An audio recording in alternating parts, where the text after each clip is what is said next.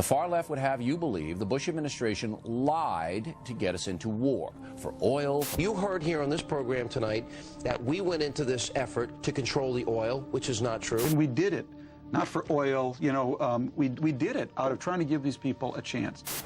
Oil. Is it about oil? This is not about that. This is about saving lives by protecting the American people. It does not relate to oil. I mean, it just plain doesn't.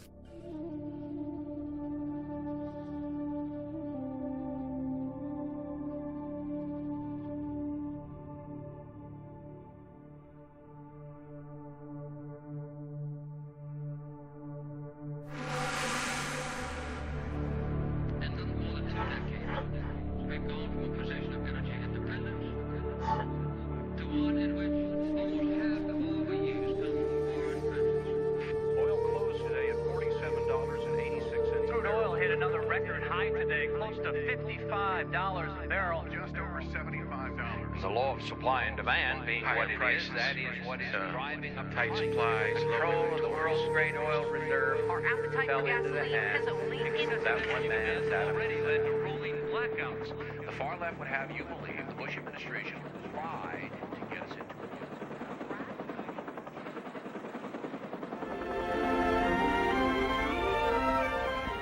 war. This is the American dream of freedom on wheels.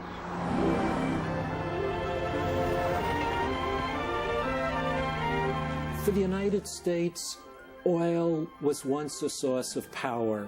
More than any other vital material, oil was central to the American way of life. What it comes down to is that the oil industry has to please Mrs. Martin and millions just like her. Already today, she's used some 87 petroleum products, including the plastic bacon wrapper and the wax of the milk carton. Since the onset of the petroleum age in 1860, the United States has been the leading consumer of petroleum, and we remain so today. We have about 5% of the world's population. We consume 1/4 of the world's petroleum, about 20 million barrels per day out of total world consumption of 80 million barrels. But until you really investigate this, you don't appreciate just how deeply our economy is dependent on oil. 98% of our transportation energy comes from petroleum products. We couldn't move goods around our country without oil. Our entire agricultural industry is highly mechanized and dependent on petroleum for herbicides and pesticides and fertilizers.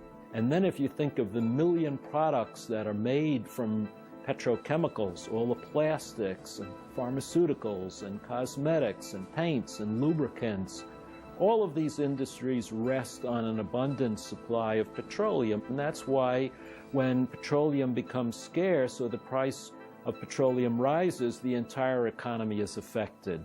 Investors worried about high prices and low supplies keep pushing prices up even higher. The extraordinary thing about our addiction to oil is this addiction was formed when we were self-sufficient in the production of petroleum. Well into the 1940s, we produced all of the oil we consumed.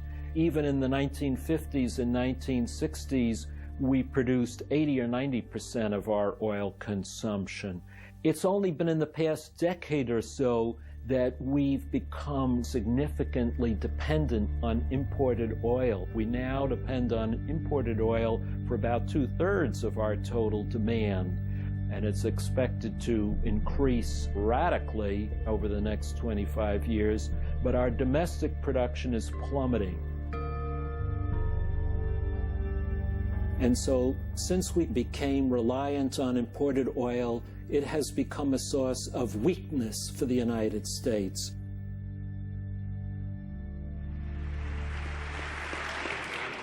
America is addicted to oil, which is often imported from unstable parts of the world. Yes, we hear that America is addicted to oil. The president has said it. I know it came as a shock to some to hear a Texan stand up there in front of the country and say, we got a real problem. America is addicted to oil. But I meant it. because it's a true fact, and we've got to do something about it now. But it was in 1945 that the President of the United States, at that time Franklin Roosevelt, first grasped the nature of this crisis. We must be the great arsenal of democracy. For us, this is an emergency as serious as war itself. Franklin Roosevelt first looked ahead and saw that the United States eventually would become dependent, and he was the one who pioneered a foreign policy based on oil. I should like to see this nation geared up to the ability to turn out at least 50,000 planes a year. Roosevelt understood that oil was a decisive factor in America's victory in World War II.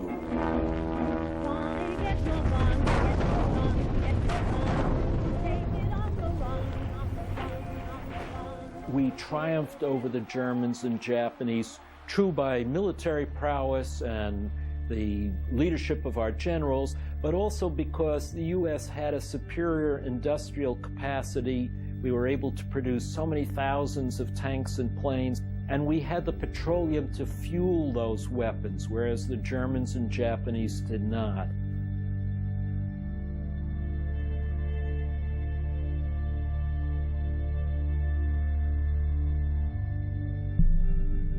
But at the same time, Roosevelt understood that the United States would no longer be able to supply its forces with oil in the future because we were using up so much of our domestic reserves. And this is what worried Franklin Roosevelt most in the final months of World War II. And so he set out to find a foreign source of oil to make up for the decline in American reserves.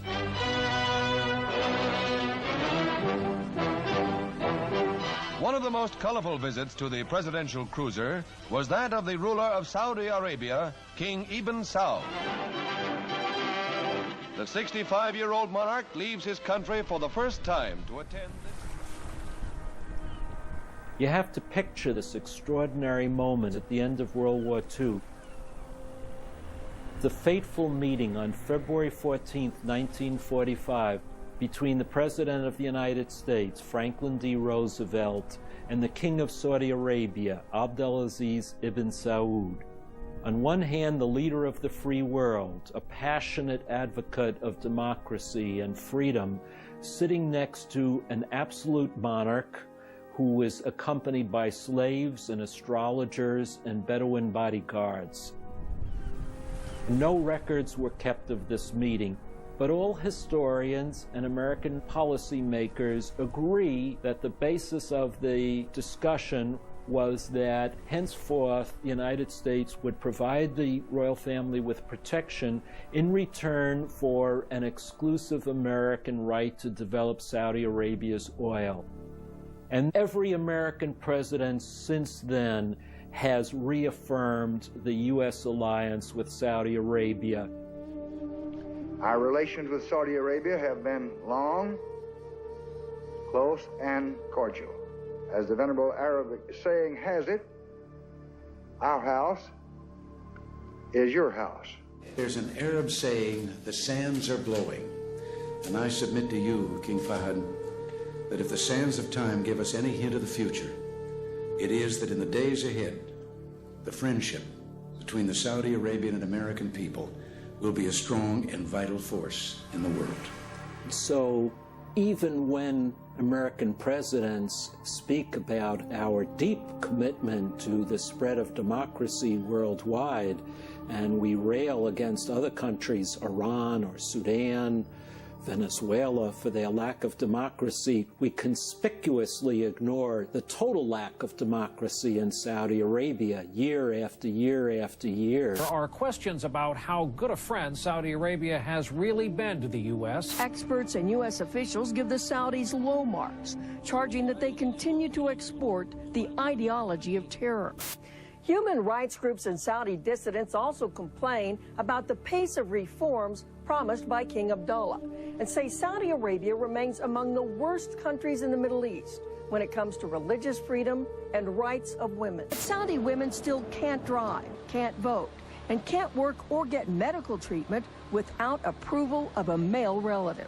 We have historically chosen to overlook the fact that the royal family is a feudal monarchy that grants no rights whatsoever to its population. And we have created a very elaborate military establishment in Saudi Arabia, providing some of the most sophisticated arms in the world, providing military training to the kingdom, military advisors of stationing troops in the kingdom. The modern Saudi military really is a creation of the United States. We've had military missions there for decades. And there can be no explanation for that other than the fact that the royal family guarantees our access to Saudi Arabian oil. In fact, when the United States sent troops to Saudi Arabia in 1990, after the Iraqi invasion of Kuwait, then Secretary of Defense Dick Cheney told the Senate Armed Services Committee that the reason the United States was coming to the rescue of Saudi Arabia was because of the agreement between Roosevelt and Abdulaziz. Our strategic interest in the Persian Gulf region, I think, are well known, but bear repeating today. We do, of course, have historic ties, especially to the Saudis, but other governments in the region, that hark back with respect to Saudi Arabia to 1945, when President Franklin Delano Roosevelt met with King Abdulaziz on the USS Quincy towards the end of World War II, and affirmed at that time that the United States had a lasting and continuing interest in the security of the kingdom. And so this special relationship with Saudi Arabia has shaped American foreign policy since Roosevelt's day. We can see this in some of the most important presidential doctrines of the past 60 years.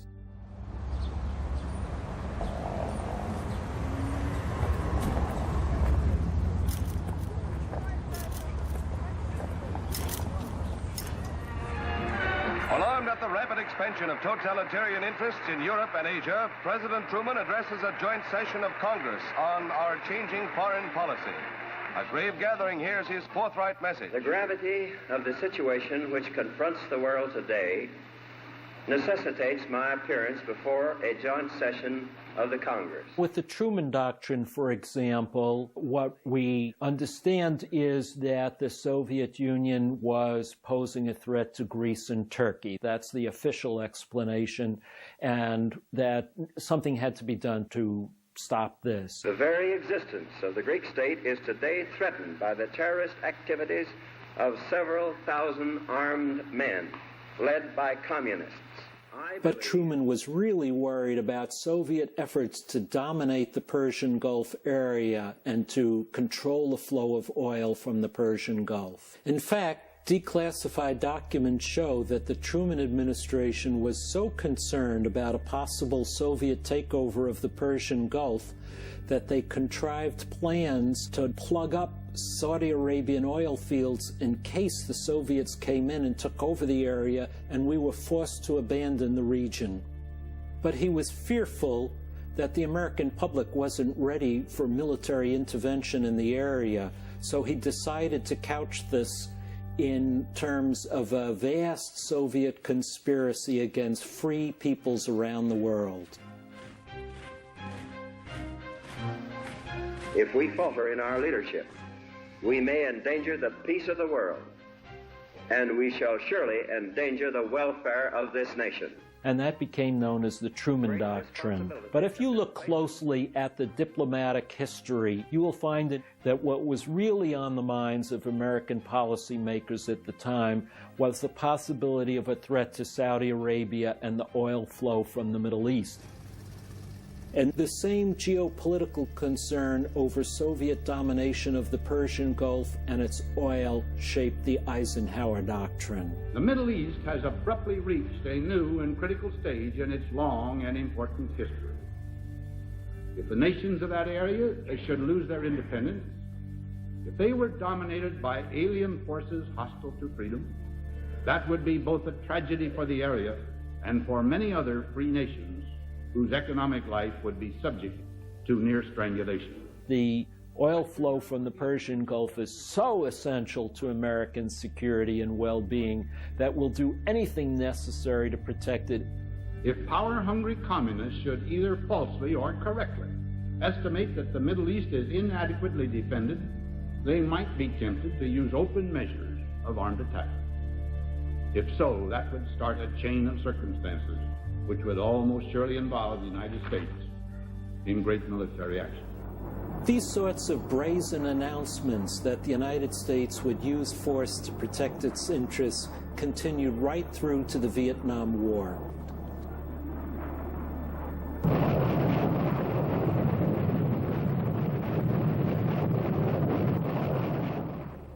We Americans are a do-it-yourself people. We're an impatient people. Instead of teaching someone else to do a job, we like to do it ourselves. And this trait has been carried over into our foreign policy. But the Vietnam War made the American public very reluctant to send American troops into troubled third world countries. And Nixon was forced to change course. When you are trying to assist another nation defend its freedom, U.S. policy should be to help them fight the war, but not to fight the war for them. So we ended up with the Nixon Doctrine, which called for the United States to rely on proxy forces to defend American interests in these troubled third world areas. For the Nixons, Tehran was different. The welcome was warm, full of pomp and enthusiasm. In the Persian Gulf, the Nixon Doctrine was focused specifically on Iran, where the United States embraced the autocratic Shah of Iran to be our surrogate, our proxy. And it was the Shah who was chosen to protect U.S. interests in the Gulf area. And now we come again to Tehran. And we see the progress that has occurred in those 19 years under the enlightened leadership of Your Majesty. And we provided billions and billions of dollars to the Shah and to Iranian forces to protect the oil.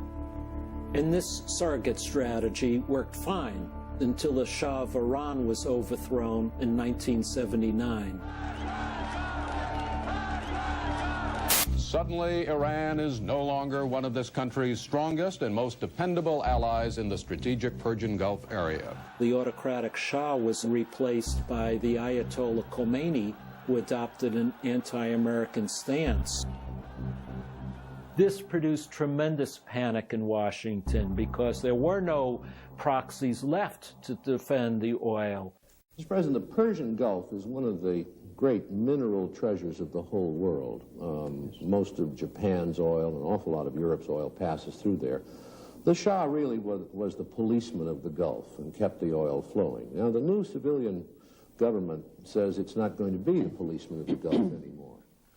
What's going to happen to this terribly, terribly important part of the world if there is no policeman? And so it was decided that the United States would have to take up this role itself and not rely any longer on surrogates to protect American interests in the Persian Gulf region. Let our position be absolutely clear. An attempt by any outside force to gain control of the Persian Gulf region will be regarded as an assault on the vital interests of the United States of America, and such an assault will be repelled by any means necessary, including military force. This was a radical step because for the first time it said explicitly that the protection of Middle Eastern oil was a vital national security interest of the United States. Now the problem is, at the time, the United States didn't have any forces that was specifically earmarked for operations in the Persian Gulf area. And so Carter created the Rapid Deployment Joint Task Force to act as an interim force. In the past, we've not had an adequate military presence in that region. Now we have two major carrier task forces. We have access to facilities in 5 different areas of that region. And we've made it clear that working with our allies and others, that we are prepared to address any foreseeable eventuality which might interrupt commerce with that crucial area of the world. This, I believe, has assured that our interests will be protected in the Persian Gulf region, as we've done in the Middle East and throughout the world. And this became the nucleus for the Central Command.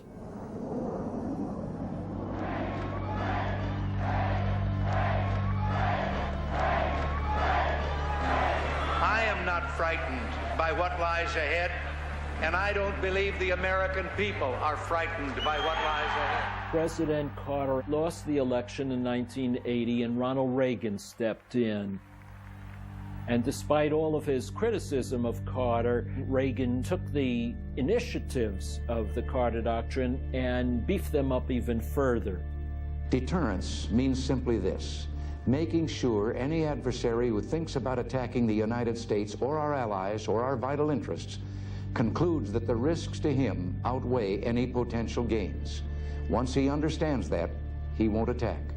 And among his first actions was to take the Rapid Deployment Joint Task Force and make it even bigger, and it was he who converted it into the Central Command in 1983. Central Command is a very recent addition to the roster of America's unified commands. We've long had a European command, a Pacific command, a Southern command in Latin America, but there was none in the Middle East. And this is where most of the world's remaining oil is located. President Reagan created the Central Command to exercise control over American forces in that middle part of the world.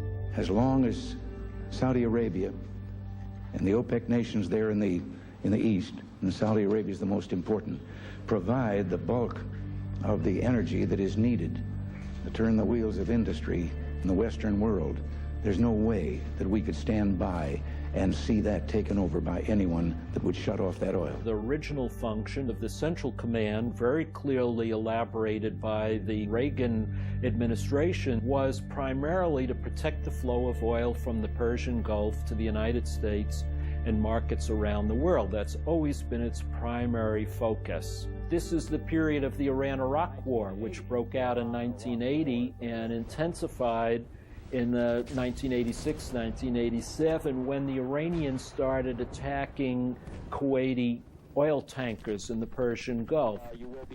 What Reagan did is say, okay, let us stick American flags on the stern of Kuwaiti oil tankers, which means it's legitimate to protect them by the American Navy. And that's exactly what happened.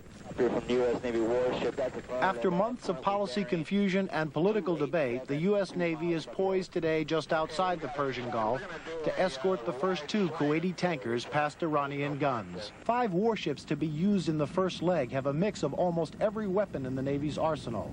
It was a clear use of military force explicitly to protect the flow of oil. There was no other motive for this. There was no freedom at stake, no democracy at stake, no terrorism at stake. It was simply to keep the oil lanes open. We remain deeply committed to supporting the self-defense of our friends in the Gulf and to ensuring the free flow of oil through the Strait of Hormuz. This has always been the primary function of the Central Command, to protect the flow of oil from the Persian Gulf to the United States and its allies.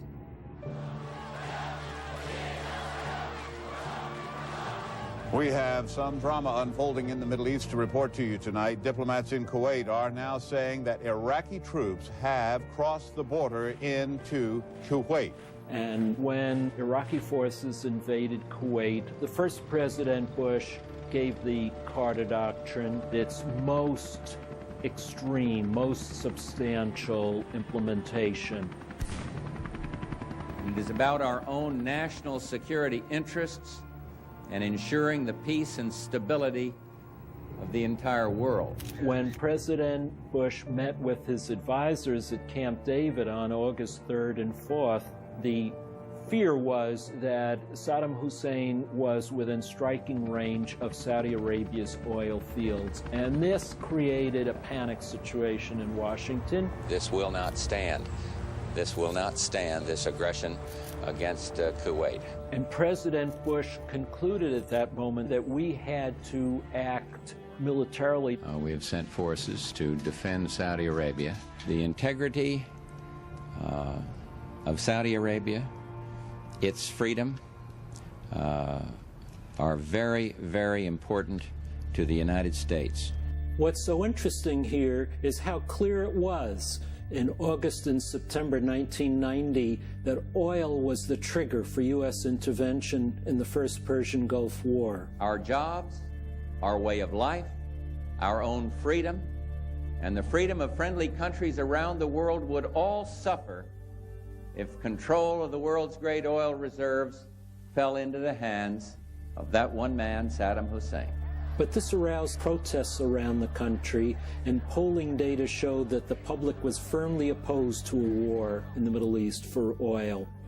So over the course of the next few months, Bush changed his tack. Some people never get the word. The fight isn't about oil. And he stopped talking about oil. I'm deeply concerned about Saddam's efforts to acquire nuclear weapons. Saddam Hussein systematically raped, pillaged, and plundered a tiny nation. And oil simply disappeared from the discourse.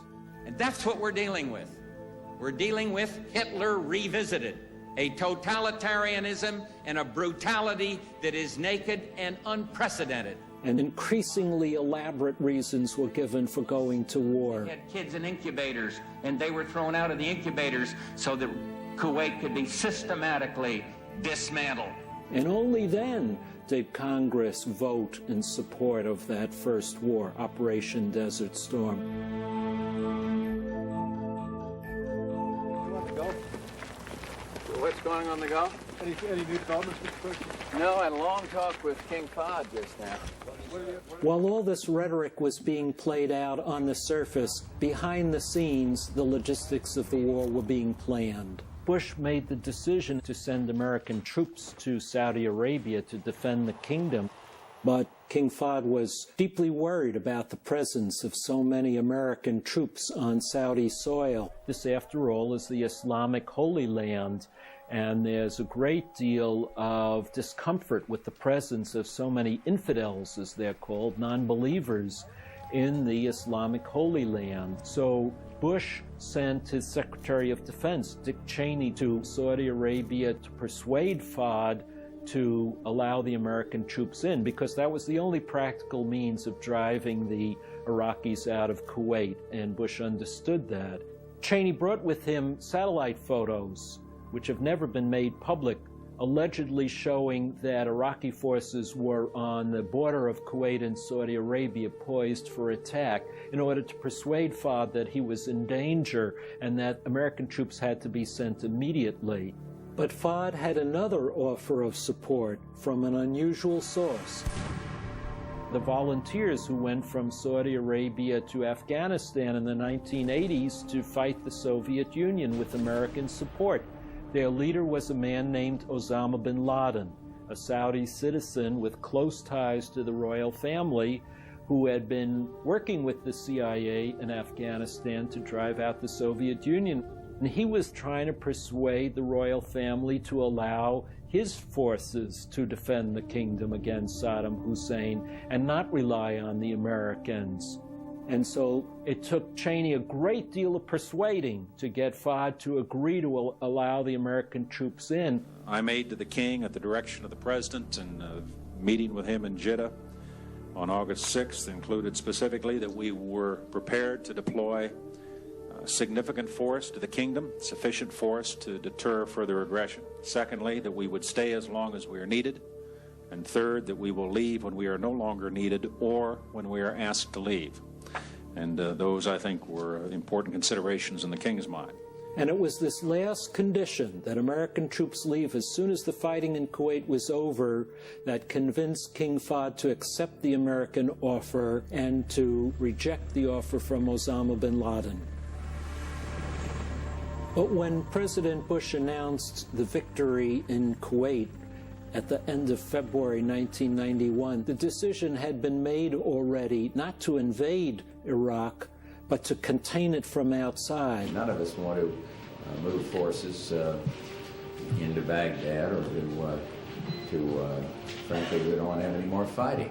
But the Americans would have to remain in Saudi Arabia to enforce the containment strategy. And so Fahd was faced with the permanent presence of American troops. And it was this repudiation of the U.S. promise that turned Osama bin Laden from an ally of the United States into a sworn enemy of this country. The bodies of 5 Americans killed in a bomb attack in Saudi Arabia. Car bombs exploded today outside a United States training facility in Riyadh. A truck bomb exploded at the gates to a U.S. Air Force facility in Saudi Arabia this evening. There are deaths and there are scores of casualties. Early this morning, 2 U.S. embassies in East Africa were the target of bombs. One ripped through the embassy in Dar es Salaam, the capital of Tanzania, at about 3:40 a.m. Eastern Time. Almost simultaneously, 450 miles to the north, a blast tore through the U.S. Embassy in Nairobi. The USS Cole was attacked in Yemen. Al-Qaeda militants rammed an explosives-laden boat into the ship, killing 17 sailors.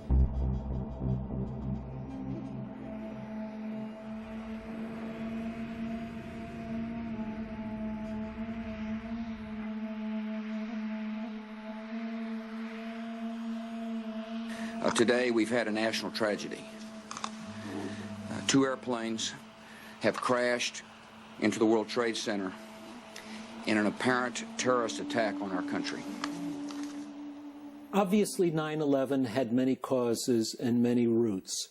But I think if you try to understand what exactly led us to that terrible tragedy, you can't avoid the conclusion that oil had a big role to play. As Commander-in-Chief of the United States military, and as a person working to secure this country, I take the words of the enemy very seriously, and so should the American people. President Bush and his advisors like Karl Rove tell us repeatedly that we should take seriously the words of Osama bin Laden. I recommend the book to you. If you got $17, I recommend you go to the bookstore, go to Barnes & Noble or Borders, and pick up a book called Messages to the World. It's the collected writings of Osama bin Laden. He's a pretty smart guy and sophisticated. He wants to dominate the world. And the way to do it is one simple 3-letter word: oil.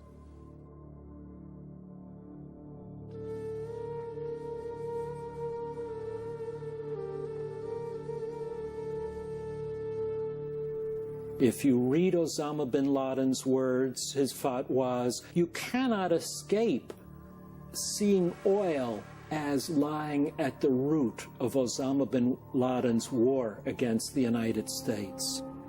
And so in our alliance with the royal family, which is rooted in our addiction to Saudi Arabian oil, we have in fact provided the fuel for Middle Eastern terrorism. Repeat after me. I, George Walker Bush, do solemnly swear. And this is my greatest complaint with the Bush administration. President Bush and Vice President Cheney had a remarkable opportunity in 2001. They could have chosen that moment. It was the perfect moment to say, we are at a turning point. We're in a new century. This is the time to plan ahead for the end of oil abundance. The future is achievable if we make the right choices now. But if we fail to act, this great country could face a darker future. A future that is unfortunately being previewed in rising prices at the gas pump and rolling blackouts in the great state of California. Because 9/11 was such a earth-shattering event, we tend to forget what Bush focused on in those early months of his administration. What people need to hear, loud and clear, is that we're running out of energy in America. One thing is for certain, there are no short-term fixes. Reality is the nation has got a real problem when it comes to energy. He came into office at a time when there was another energy crisis. California is at ground zero of the energy crunch, suffering through rolling blackouts and soaring electricity rates. Whoa, I thought this was only supposed to happen in California. Big League Baseball was stopped. And we had kind of a rolling blackout here. Power company pulled the plug again on some businesses there and in Iowa and Illinois. There were blackouts and long gas lines in many parts of the United States and high prices. America faces a major energy supply crisis over the next 2 decades. The failure to meet this challenge will threaten our nation's economic prosperity, it will compromise our national security, and literally alter the way we live our lives.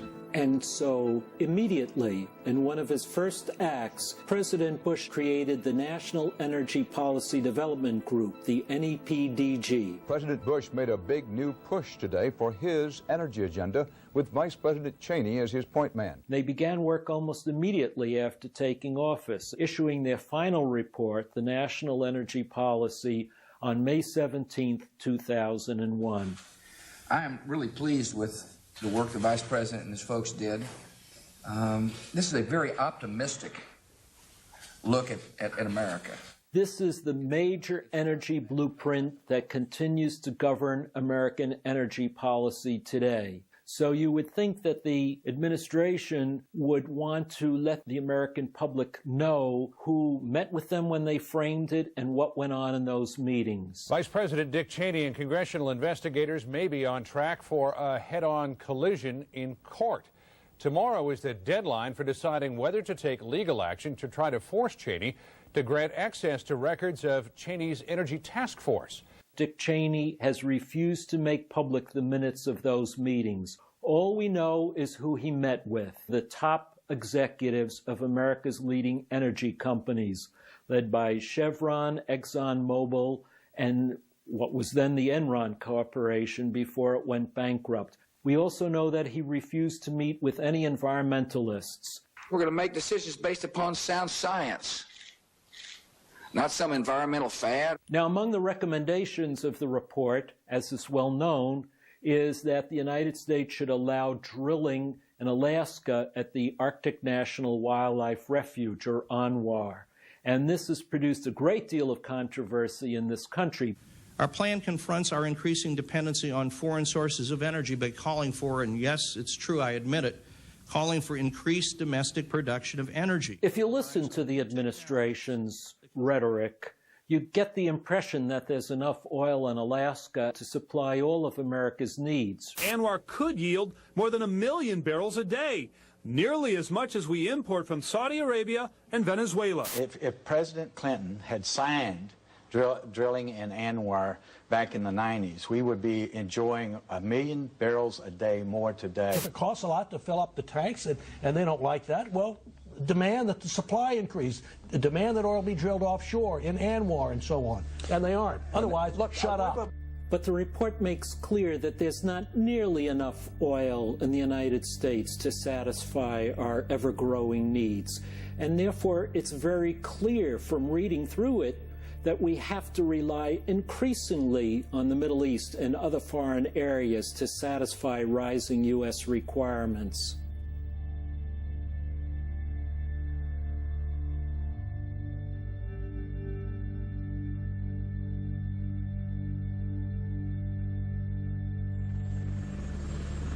And so what this debate did was to distract attention from other aspects of the energy plan, which called for increased dependence on imported oil. Essentially, the report calls on the Persian Gulf producers to double their output over the next 25 years, and calls on the U.S. government to take the necessary steps to make sure that this will occur. And at the very same time that the Cheney Commission drew this conclusion, the Department of Defense was conducting a review of American military policy headed by Secretary of Defense Donald Rumsfeld. That study, going on simultaneously, concluded that the United States had to beef up its capacity for what's called power projection, an ability to project military power into the rest of the world. And they focus on exactly the same areas of the world that the Cheney report talks about. So there was a meshing of the energy requirements of the Cheney plan and the defense thinking of Donald Rumsfeld. And this leads to what I call the strategy of maximum extraction. The strategy of maximum extraction requires that there be governments in place in the Persian Gulf countries that will ensure that their countries are pumping oil to supply American needs over the next 25 years. Well, Saudi Arabia made it clear, and has made it clear publicly, that they will not use oil as a weapon. Now, you have such regimes in Saudi Arabia, Kuwait, Qatar, and the United Arab Emirates. 2 countries do not have such regimes: Iraq up until 2003 and Iran today. From Washington's point of view, these are spoiler countries. There are places that have oil that are using oil as a weapon or using oil as a carrot for certain policies, and that's troubling. They're standing in the way of the strategy of maximum extraction. And so for the strategy to succeed, ultimately you're going to be thinking about replacing those governments with governments that are more inclined to meet Washington's objectives. Regime change is welcome in whatever form that it takes. So the answer is yes. Thank you. Regime change is welcome in whatever form it takes. Saddam Hussein was standing in the way of the strategy of maximum extraction. And as we have seen, that has always set off alarm bells in Washington. Should all his ambitions be realized, the implications would be enormous for the Middle East, for the United States, and for the peace of the world. This is what I think Dick Cheney was saying in his speech of August 26, 2002, before the Veterans of Foreign War, a speech which highlights the threat posed by weapons of mass destruction. Armed with an arsenal of these weapons of terror and seated atop 10% of the world's oil reserves, Saddam Hussein could then be expected to seek domination of the entire Middle East, take control of a great portion of the world's energy supplies, directly threaten America's friends throughout the region. In fact, Dick Cheney used almost exactly the same language in September 1990 before the Senate Armed Services Committee. Iraq controlled 10% of the world's reserves prior to the invasion of Kuwait. Once Saddam Hussein took Kuwait, he doubled that to approximately 20% of the world's known oil reserves. He was clearly in a position to be able to dictate the future of worldwide energy policy, and that gave him a stranglehold on our economy and on that of most of the other nations of the world as well. And so when I say that the war in Iraq was about oil, I say this in geopolitical terms, in line with the Carter Doctrine, the Eisenhower Doctrine, and the Truman Doctrine going back to FDR. What matters to the United States and to all of these presidential doctrines is control over the flow of Persian Gulf oil. Look, I've been a member of 4 administrations. In every one of those administrations, we had as a written national security policy that we would go to war to protect the energy reserves of the Persian Gulf, if necessary. The administration went to war saying it was all about weapons of mass destruction. I believe I believe that they believe that. I'm not saying that they believed it was about oil. I'm saying it is about oil, and that I believe it was necessary to get Saddam out of there. And yet this administration, like others before it, has consistently denied that oil is a reason for going to war. Oil. Is it about oil? Helen, as I've told you many times, if this had anything to do with oil, the position of the United States would be to lift the sanctions so the oil could flow. This is not about that. This is about... The issue is not about Iraqi oil. If the United States had wanted access to Iraqi oil, we could have dropped our whole policy 12 years ago. There's been a lot of speculation in the world, and I suppose it's understandable, suggesting that the interest of the United States and the coalition countries that are concerned about Iraq relates to oil. It does not relate to oil. I mean, it just plain doesn't. Our whole foreign policy and military policy establishment has been governed for 50 years by our commitment to defend the Middle Eastern oil states like Saudi Arabia and Kuwait and the United Arab Emirates. So much of our foreign policy has been tied up in this, and we have a vast military establishment that is totally committed to the protection of these regimes. were told to secure the southern Romayo oil fields up to the canal. We just pulled out here yesterday just to come out and help protect the oil line. In a tank? In a tank. Our military policy and our energy policy have become intertwined. They've become one and the same. And this, I think, is immoral and unpatriotic. The American people truly believe that the use of military force can only be for a higher purpose. Polling shows 4 different polls just over the last 2 or 3 days. 2/3 of Americans support the idea of moving into Iraq militarily. Why? Keeping weapons of mass destruction out of the hands of terrorism and humanitarianly removing Iraqis from the dictatorial rule of Saddam Hussein. Those top 2 are the ones Americans say are the most legitimate reasons for going to war. I think that Americans have demonstrated again and again that it is unconscionable to sacrifice the lives of American soldiers for oil. Oil? Protecting oil supplies, discouraging attacks in the U.S., keeping the price of oil lower in America. These are reasons that Americans say would not be legitimate. In our country, war is a very serious business. We're a democracy, and we take war very seriously. We believe that war is something that should be a matter of extreme duress if the country comes under attack, or in extreme cases of genocide or egregious human rights. High principle is at stake, not economic interests. We will never be free from the dangers of endless wars in the Middle East until we disassemble this large military apparatus that has been created for the protection of Middle Eastern oil. In fact, the trend over the past 10 or 15 years has been in the opposite direction. We are spreading the Carter Doctrine from the Persian Gulf area to the Caspian Sea and now to Africa. And this is clearly reflected in the creation of the African Command. Africa Command will enhance our efforts to bring peace and security to the people of Africa and to promote our common goals of development, health, education, democracy, and economic growth in Africa. This is the first new regional military command to be created since the Central Command was created in 1980. This command will enable us to have a more effective and integrated approach than the current arrangement of dividing Africa between Central Command and European Command, an outdated arrangement left over from the Cold War. And in my view, this is directly related to the growing importance of African oil to the United States.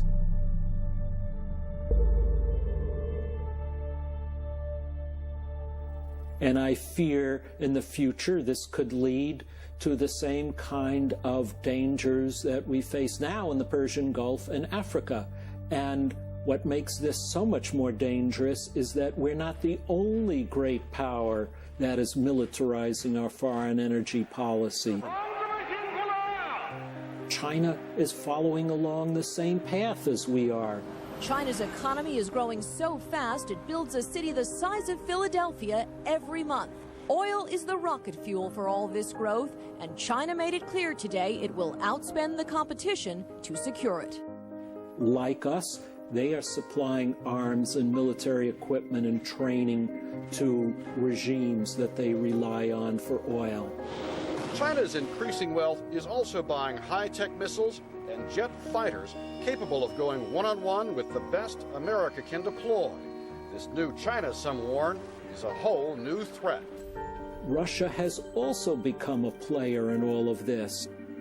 In its effort to become a superpower all over again, Russia seeks to dominate the flow of oil from the Caspian Sea area in Central Asia, the flow of oil and natural gas. And so it is competing with the United States for control and dominance in these areas. That's the kind of dangerous situation that we see developing in the global pursuit of scarce energy supplies. And the likelihood is that we will call on more American troops to risk their lives in these wars. And if we continue to rely on military force to solve our resource needs, we're in for a very bloody and dangerous and painful century indeed.